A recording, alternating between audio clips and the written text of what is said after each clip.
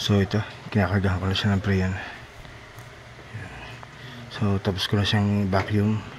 So after vacuum, karga ng Preon. Yan, malamig na yung loob niyan.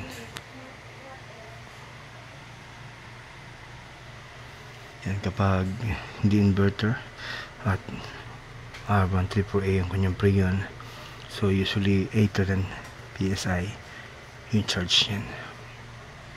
8 to 10 PSI.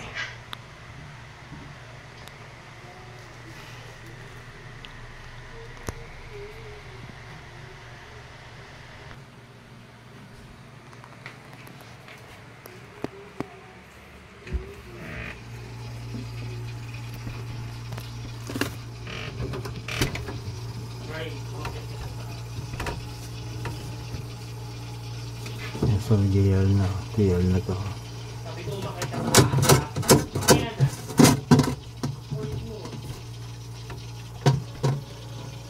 So dito GL na rin. GL na rin to. Ito GL na. Ito rin.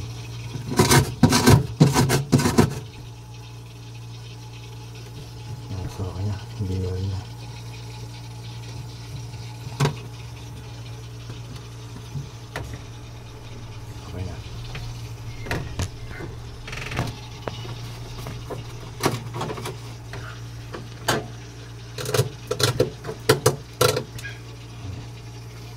So kanya, nagayal na.